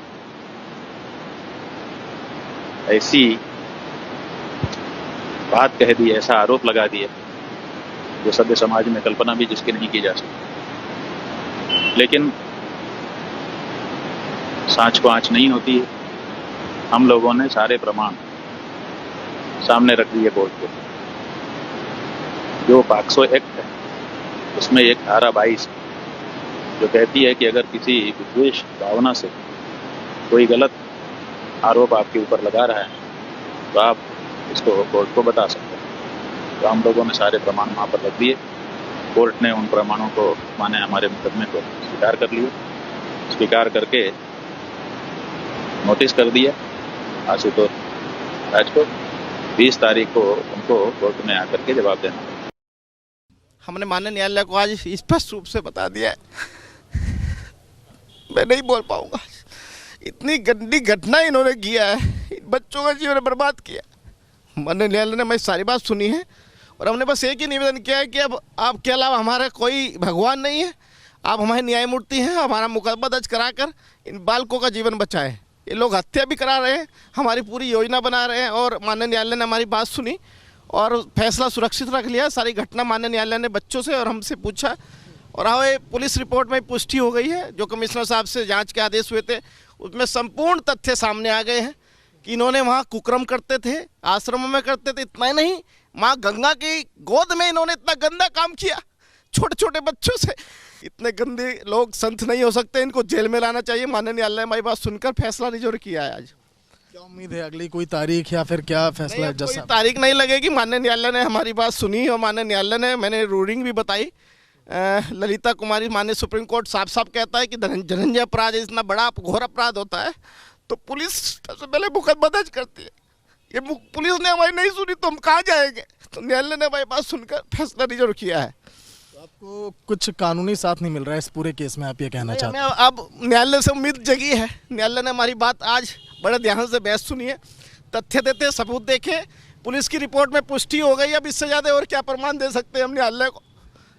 हम आज प्रयागराज छोड़ के जा रहे हैं क्योंकि हमें यहाँ रहने नहीं दिया जा रहा है। जज साहब ने ये भी कहा सुनवाई के दौरान कि क्या ये आपका अधिकार क्षेत्र है इस बारे में बोलना, ये याचिका दायर करना, अपनी बातों को रखना, कहाँ तक है? हमने न्यायालय को संतुष्ट किया है कि एक गुरु परंपरा से अब हमारे शिष्य हो गए हैं। इतना ही नहीं, यदि कोई रास्ते में भी एक्सीडेंट हो जाता है तो किसी का भी मौलिक अधिकार कि उसको ले जाकर अस्पताल तक जाता है। तो मेरा काम इतना है कि मैं इन बच्चों को थाने तक ले गया, एसपी तक ले गया, वहाँ नहीं सुनी तो माननीय न्यायालय के सामने रखा। माननीय न्यायालय खुद इसको संज्ञान ले और न्यायालय ने संज्ञान ले लिया है और हमें उम्मीद है कि अब वो दिन दूर नहीं कि ऐसे पापी जो सनातन को बदनाम कर रहे हैं वो सराखों के पीछे रहेंगे। इतना ही नहीं, ये तो आसाराम के पिता नहीं, ये तो बाबा निकले। ऐसा काम होने जा रहा है। नंगी सीढ़ियाँ हमारे पास है, आप भी नहीं देख पाएंगे। हमने न्यायालय को सब आज दिखा दिया है। तो तो आपको लग रहा है कि न्यायालय के सामने अपने इतने साक्ष्य आपने पेश किए कि आपके दावे मजबूत हैं, आप इस मामले में कठोर एक्शन लिया? माननीय न्यायालय ने सारी चीजें देखी है, हमारी सीढ़ियां सब कुछ प्रमाण देख लिया है। अब माननीय न्यायालय दिन जाम लगाया वहाँ पे उनके समर्थकों ने, तो दौड़ भाग के किसी तरह वहाँ से गुरुजी के पास आया या और इनको उन्होंने सारा चीज़ बताया कि हमारे साथ ऐसा होता था, अन्य लोगों के साथ तो 20 और भी हैं, सारे साज मौजूद हैं। गुरुजी ने 8 तारीख को भी इन पर्सन बहस करी और आज भी बहस करा, वहाँ कोर्ट में सक्षम किया। बंद कमरे में बच्चों का भी जो है सबका उन्होंने बयान लिया है, सब में हम उन्होंने सुरक्षित कर लिया है और ये है कि शाम तक मुकदमे दर्ज करने का आदेश हो जाएगा, क्योंकि सारे तथ्य गुरुजी ने CD द्वारा सब प्रस्तुत कर दिया है, जिसमें हमें हमारा पक्ष मजबूत लग रहा है। All right, let's look at some other stories from across the country in Bharat in 1 minute. Customs officials at the Pune airport seized 5 kgs of hydroponic marijuana worth over 5 crore rupees from a Mumbai-based flyer arriving from Bangkok. The contraband was concealed in toy boxes wrapped with carbon paper. Acting on intelligence inputs, the Air Intelligence Unit intercepted the passenger on an Air India Express flight. The accused has been arrested under the NDPS Act, marking the largest single seizure of narcotics at the Pune airport in recent times. A massive fire erupted at a paint manufacturing unit in Kaman, Palghar district at around 10:30 this morning. Thick plumes of smoke and flames visible from afar triggered panic across the area. 3 fire engines were deployed to the site and the blaze was brought under control. Cooling operations are currently underway. The factory's equipment was completely destroyed in the accident. No injuries reported. A firing incident at a hospital in the Godegaon area has left 1 person dead and another seriously injured.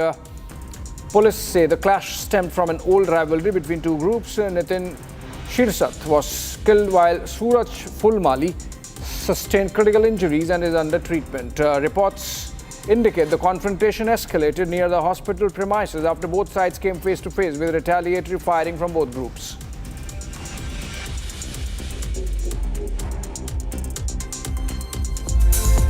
Air India offers additional 10 lakh rupees compensation for the Ahmedabad crash victim families. This is now coming in as a no-sue deal. The families will have to forego the right to sue once they receive this compensation. Who is Air India trying to protect is the big question we're asking. At 6 p.m. we also bring you the election results from Bangladesh. What do they mean for India and the region?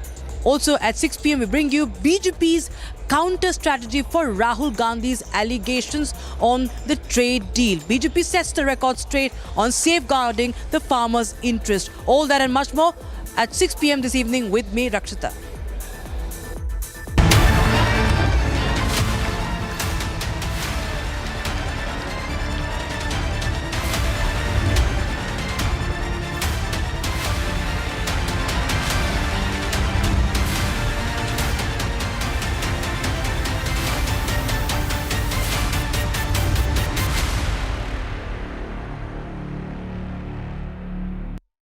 दादी के हाथों का जादू और खुशबू से महकता घर, माँ की मुस्कुराहट और खाने की सुगंध। MDH गरम मसाला, क्योंकि हर रिश्ता है स्वाद से जुड़ा।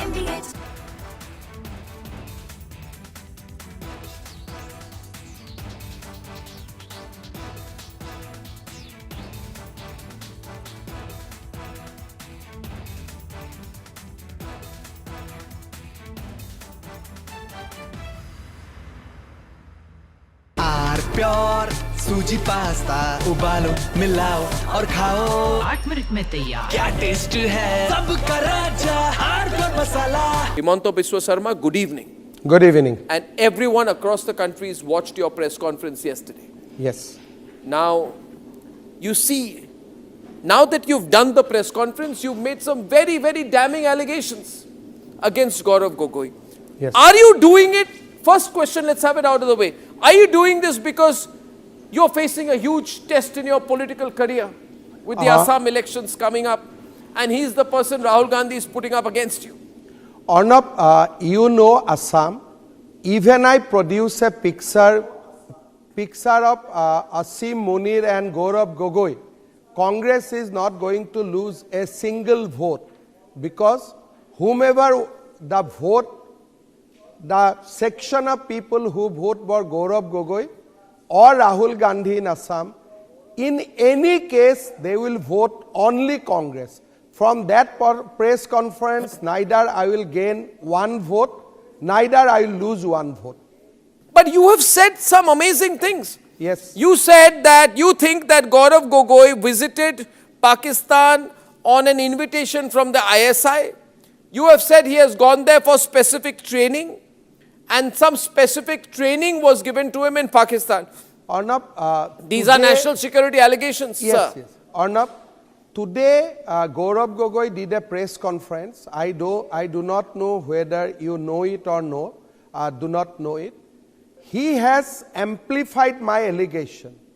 My allegation was that he got a visa for Lahore. Then next day when he arrived Lahore, Ministry of Interior Pakistan issued a letter that he can come to Karachi and Islamabad, but there was no visa for Rawalpindi. Today, in the press conference, he says that he went to Taxila, that is in Rawalpindi district, that is the headquarters of Pakistan Army, and there is no visa for visiting Rawalpindi.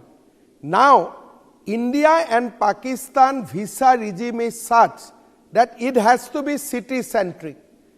Today we put a question to Mr. Gaurav Gogoi that how can you visit the most secured place in Pakistan, that is called Rawalpindi, without a valid visa for that city. So if you Google,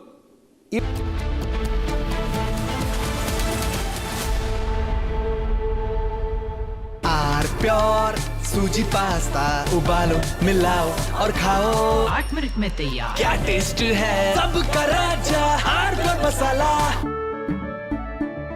केसरिया से मन जोगी हुआ रे दिल झूमे देखो मतवारा हुआ रे केसरिया से मन जोगी हर पल मनाओ केसरी त्योहार विमल बोलो जुबान केसरी आधे बाउल दही में 4 चम्मच MDH चटनी पुदीना मसाला डाला, स्टर करो, पुदीना चटनी तैयार। MDH चटनी पुदीना मसाला। I am absolutely fed up, like you are, I'm sure, with the U-turns of the BCCI and the ICC and cricket politics. And I feel bad, like every citizen of India does, that these people, because they want to make some money over cricket, are ready to compromise the nation. Terrible. Pakistan has taken another magnificent U-turn in its decision to not play, not play, not play, not play, keep changing its mind, ladies and gentlemen. First they say they stand with Bangladesh, then they said we stand with them so much that we don't participate in the World Cup.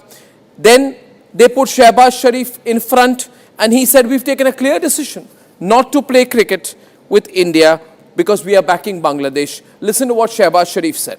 T20 World Cup जो है उस हवाले से हमने बड़ा वाज़ी stand लिया है कि हम हिंदुस्तान के ख़िलाफ़ जो मैच है वो हम नहीं खेलेंगे क्योंकि पाकिस्तान ने कहा कि ये खेल का मैदान है, ये सियासत नहीं है। खेल के मैदान में सियासत बिल्कुल नहीं होनी चाहिए। हमने एक बड़ा सोच समझ के हमने स्टैंड लिया है और इस हवाले से हमें बांग्लादेश के साथ पूरी तरह खड़े होना चाहिए। That's what he said 8 days back. Now he's changed his line 8 days later. Now he's saying that the government of Pakistan is now directing the Pakistan national team to take the field on February 15th for the scheduled fixture against India in the T20 World Cup. Now viewers, my point is, let the Pakistanis do what the hell they want to do, who cares? But what is the BCCI doing? What is the ICC doing? What is Rajiv Shukla doing? What is this paid executive Sanjog Gupta doing? Why are we allowing Pakistan to do the U-turn? We should have never given them a long rope. We should have caught them and said, no, you said you're not playing, now you don't play. We should have embarrassed them. We should have made life hell for them. We should have reined in the Pakistanis. But no, you see in our country, some people are so desperate, like Rajiv Shukla, so desperate to play cricket with Pakistan. Why, Rajiv Shukla, do you want to play cricket with Pakistan? You have no history of cricket. But Rajiv Shukla says, we agree with the ICC. We cannot comment on what the ICC is doing. and then he says ICC, BCCI has nothing to do with what Shehbaz Sharif is saying.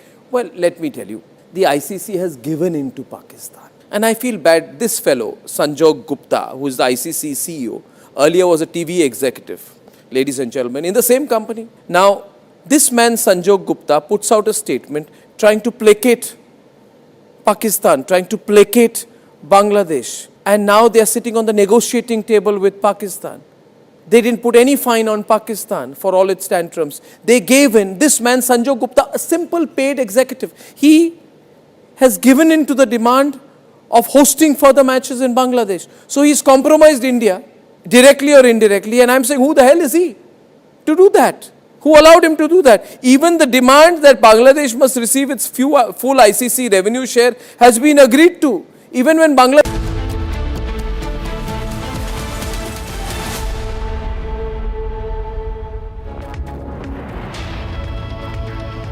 Welcome back. It's hotting up in the Gulf with the United States sending USS Abraham Lincoln, the carrier strike group, into the Gulf of Hormuz. Are we looking at the possibility of an imminent strike on Iran by the United States? That's going to be our focus. Let's begin with the headlines. BJP takes on Rahul Gandhi amid trade deal face-off. Government sets record straight on farmers' interests being protected.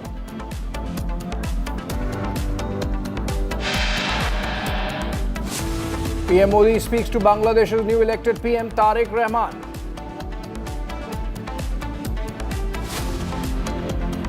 Air India in fresh row as allegedly offers families of crash victims compensation in exchange for their silence.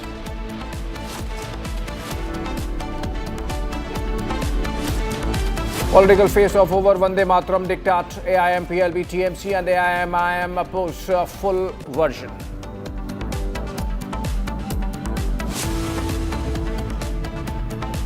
Self-styled godman Avimukteshwaran and in trouble over alleged allegations of sexual abuse. Court sets aside order.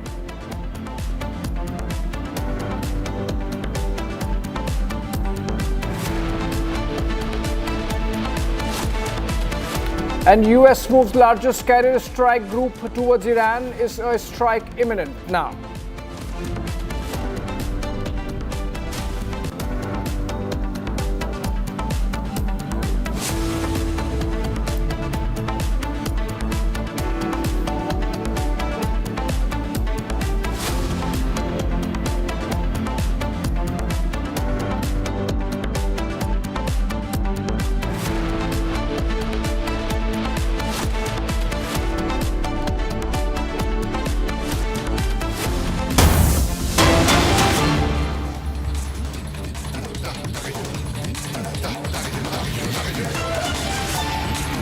Of the US making its move against Iran. In fact, 2 warships have moved closer to Iran now, and the world's largest aircraft carrier has been moved towards the Middle East. In fact, in the last few weeks, there has been a build-up while a negotiation also continues between the US and Iran. And these talks have been ongoing in Oman, and despite the talks which are underway, there is an attempt to put pressure on Iran. And the US Navy has released pictures and footage of its aircraft carriers moving closer to Iran. We will be joined by General G.D. Bakshi. Major General G.D. Bakshi will be joining us live. And these are pictures that are coming in. 2 videos that came in of these aircraft carriers moving towards Iran in the last 24 to 48 hours. They have started moving from the Caribbean, and they will be moving towards the Middle East. This is what the Trump administration has confirmed. US President Donald Trump has warned Iran in the last 24 hours of very traumatic consequences if it fails to make a nuclear deal. And his administration has also ordered the world's largest aircraft carrier to sail from the Caribbean Sea to the Middle East. And this is the USS Gerald Ford. And this has been reported in the last few days, and they will now put 2 carriers and their accompanying warships in the region as Donald Trump increases pressure on Iran to make a deal over its nuclear program. As also reported by the Associated Press that the movement has begun. The USS Abraham Lincoln aircraft carrier and 3 guided missile destroyers have arrived in the Middle East more than 2 weeks ago, and this latest movement marks a quick turnaround for the USS Ford, which Trump sent from the Mediterranean Sea to the Caribbean Sea last October, as the administration also built up a huge presence in the lead up to the surprise raid that captured the former Venezuelan President Nicolas Maduro. Major General G.D. Bakshi is joining us live. Major General Bakshi, you have this movement, the world's largest aircraft carrier and another already existing aircraft carrier in the region moving towards Iran. According to you, sir, what is the message that America is trying to send out while the talks are also ongoing? Absolutely. You know, Niranjan, the simple fact is that one aircraft carrier group, the Abraham Lincoln, is already in the Gulf of Hormuz. The second aircraft carrier, Gerald Ford, one of the Nimitz-class aircraft carrier, is en route sailing towards the hotspot. Please recall that 12th of February, yesterday, the Israeli Prime Minister, along with his air chief, had gone to Washington to meet Donald Trump. The meeting was scheduled for 1 hour, but it went on to 3. He had gone with his air chief, he had gone with air photos of Natanz, Isfahan, saying that the Iranians have recommenced nuclear processing, nuclear enrichment, etc. He had the photographs of the missile factories. He said after the June war last year, 12-day war, Iran was left with just 1,500 missiles. Now it has almost close to 3,000 to 5,000 missiles. And he was saying that Israel is facing an existential threat. Media reports indicate that he told Donald Trump that, the threat is so serious, so existential, that if you don't come in, I will have to go alone. I will have to go alone and do it.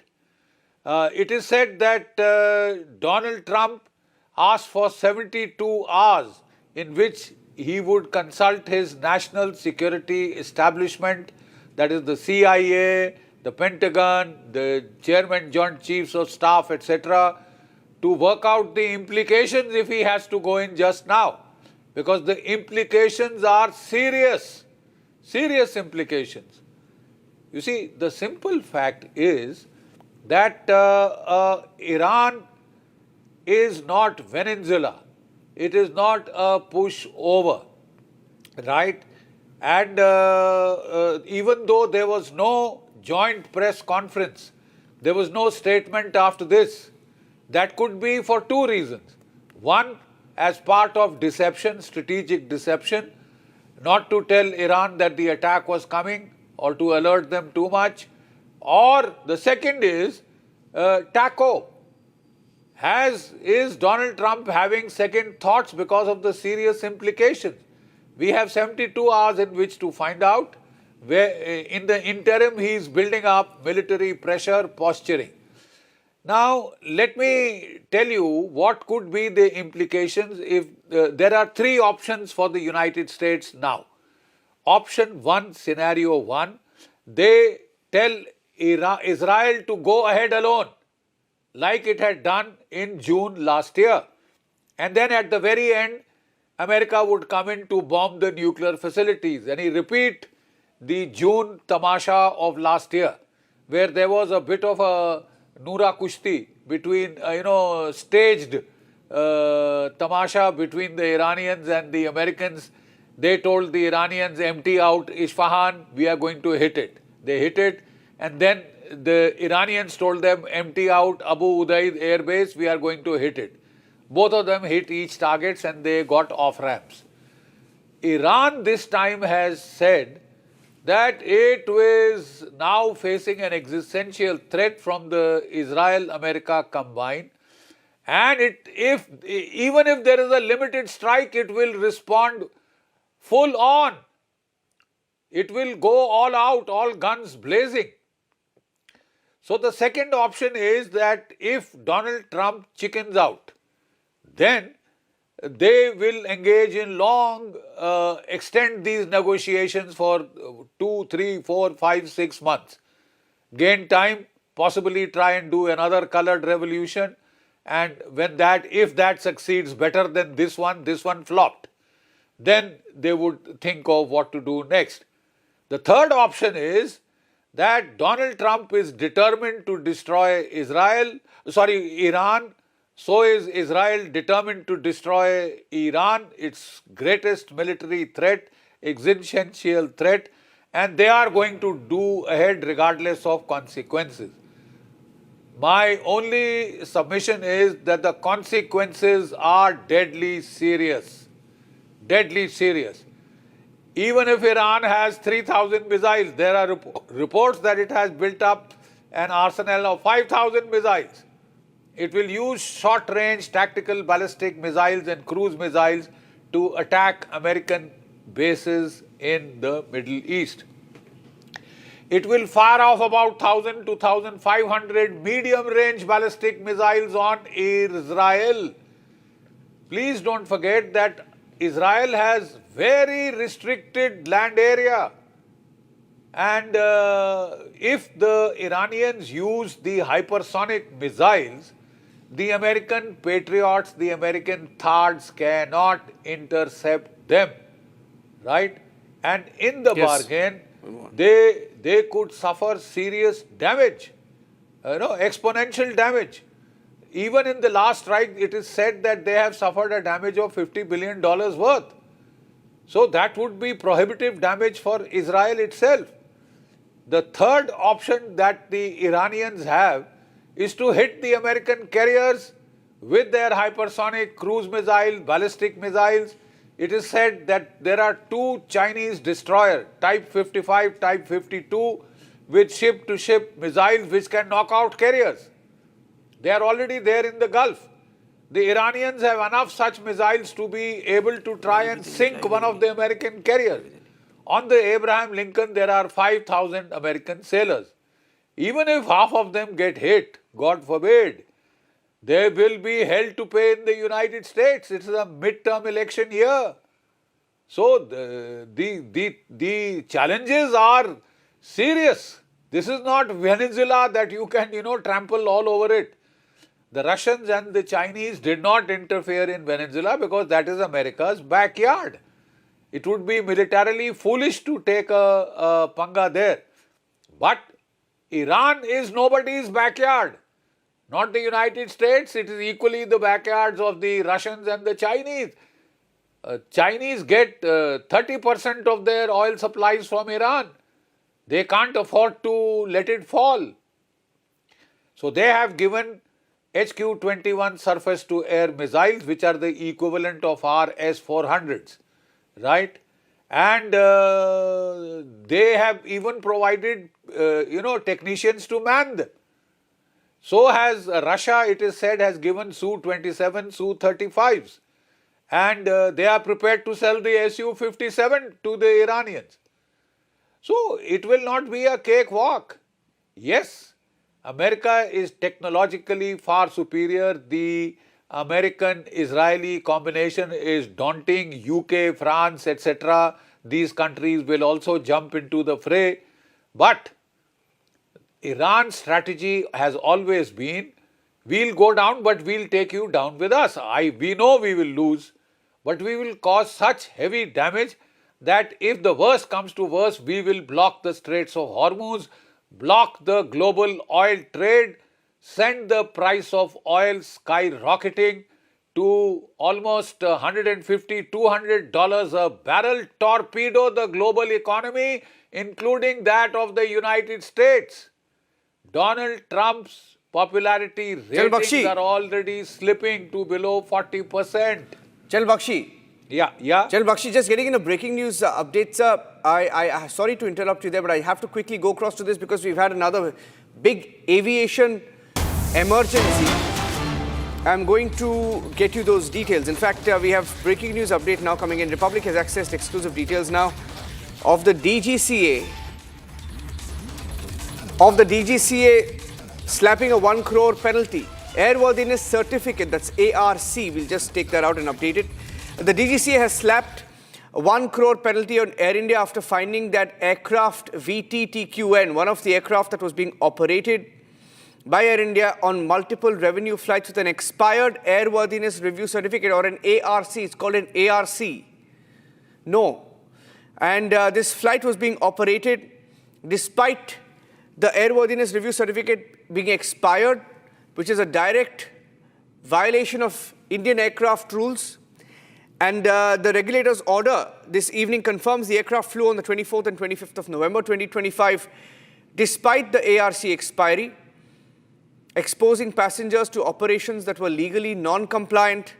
A DGCA investigation has found systemic organizational deficiencies, poor interdepartmental communication, and failure of safety oversight.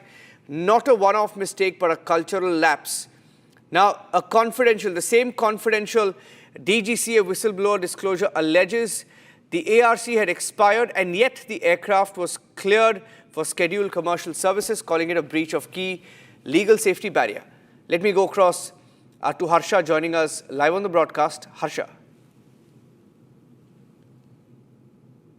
Pointed out, so this has come, DGCA has slapped the penalty of 1 crore on Air India. This has happened after a whistleblower wrote to DGCA that how many lapses are there in Air India.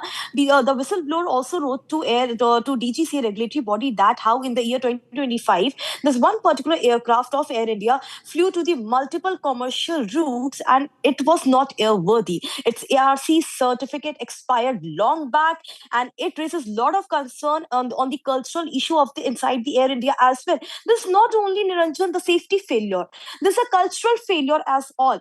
Now, on one side, there's an investigation going on AI 171. The final report is still not out, and still Air India is flying the aircraft which is not airworthy, keeping passengers' safety at risk. And this is why the whistleblower wrote, specifically mentioned that in the month of October, in the month of November, exactly on 24th or 25th November also, this particular aircraft flew not only to domestic routes but also to international routes as well, keeping the passengers' safety at risk. And therefore, 1 crore penalty has been slapped by regulatory body to the Air India. The response from Air India, Niranjan, is yet to come. We have sought the response from them that what they have to say on this entire issue. But Niranjan, copy of this penalty of 1 crore, which has been slapped on Air India. We have the exclusive complaint, we have the exclusive letter of the DGCA, and also the whistleblower letter as well, which whistleblower wrote to DGCA exactly what has happened when this ARC certificate of Air India expired, and this particular aircraft was allowed to fly to several routes. The MES were checked, the tick marks were given, the engineering department, the high authorities of Air India, everyone was aware that what exactly is the issue with this aircraft, but still to complete the flying hours, to make more money, to not ground their aircraft, they kept on flying this particular aircraft to several routes. Back to you. Yeah. Okay. Is this the same flight that was flagged in the whistleblower report? In fact, a few weeks back, we had put out that whistleblower letter, and in that letter, there was especially Air India airworthiness certificate oversight that was flagged. Is it the same flight? And if yes, was action taken after the whistleblower letter came out? In that case, that would be a direct Republic impact because we broke that letter here on Republic. Yes, Niranjan, that's the same letter. And Niranjan, right now, I have also given you the DGCA notice as well of the penalty. If you can read out for our viewers, which I have sent you just now, the letter directly states that how and what was the investigation, what was the point of investigation, each and everything has been thoroughly written. If you will check, Niranjan, right now, I have sent it to you and you will get to know there's an exclusive report, exclusive penalty letter of the DGCA, which they have sent out, notice to send out to Air India, which clearly states that what were the lapses, how were the lapses, and how come Air India was flying this particular aircraft. The entire investigation was set up by DGCA internally. Each and every investigation ruled out against Air India and how they were actually routing out all their aircraft in different, and not even once told regulatory body that what is the issue with the aircraft, what went wrong with this VT aircraft of Air India.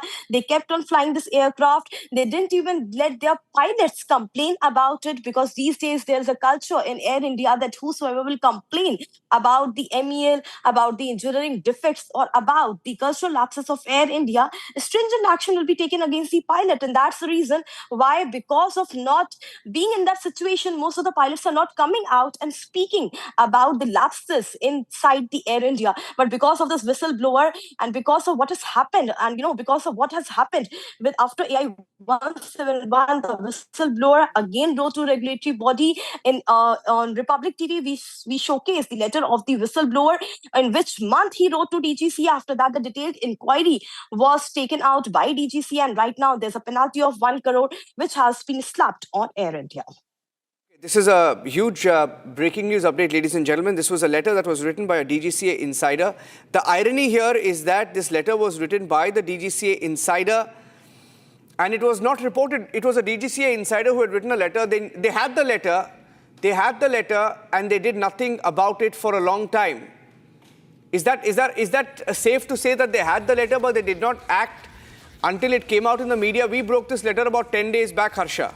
They waited for it, and perhaps the action has only been taken as a result of the letter and the embarrassment that an insider put out details of how there was a cabal inside DGCA working with Air India, shielding Air India.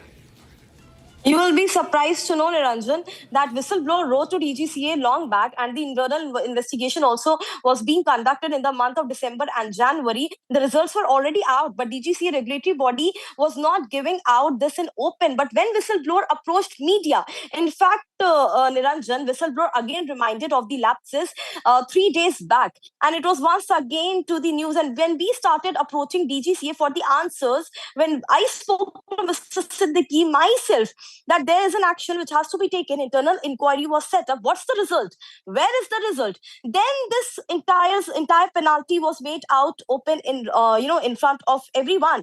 Now this is open out in media. Now it has come out. Till the time it was brushed under the carpet. That's how regulatory body and Air India work in cahoots with each other, Niranjan. And that's why we have been continuously, speaking about monitoring. We have been continuously speaking about checks and balances. Someone needs to keep checks and balances, not only with the regulatory body, but with the Air India as well.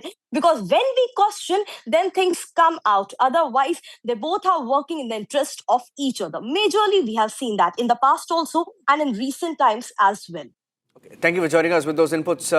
We have broken this story. In fact, last week, Republic put out a story saying that there was a DGCA insider who wrote a letter talking about how there was a cabal working within DGCA to go easy on Air India. He said the unwritten rule was to go easy on Air India. And after we broke details of that letter, and in fact, that letter also spoke of this airworthiness certificate not being given to an aircraft, and despite that, aircraft operated on several routes. And it appears to be a direct consequence of Republic breaking that story. If the letter was written in November, December, if DGCA had it all along, government had it all along, why is it that action is being taken now? That's the question.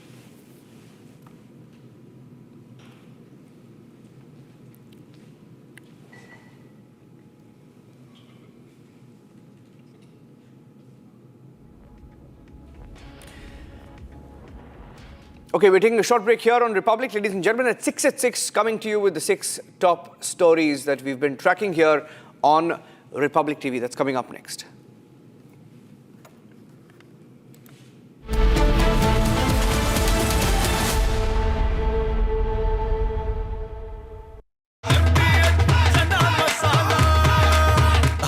लोबिया हो या लोबिया, सफेद चने या काले चने, सब कुछ मजेदार बने। इसको घर पे लगाओगे तो शादी का तो पता नहीं, पर घर पक्का नहीं टूटेगा। रुंगटा नहीं तो घर स्ट्रॉन्ग नहीं। रुंगटा स्टील TMT बार एकदम सॉलिड। पहाड़ों में एक हाइकिंग शिप भी बन सकती है।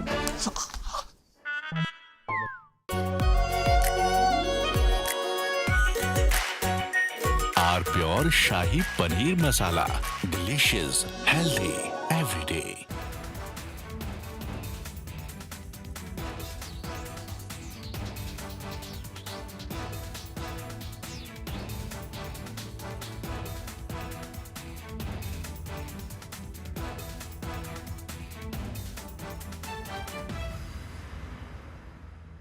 Himanta Biswa Sarma, good evening. Good evening. And everyone across the country has watched your press conference yesterday. Yes. Now, you see, now that you've done the press conference, you've made some very, very damning allegations against Gaurav Gogoi. Yes. Are you doing it?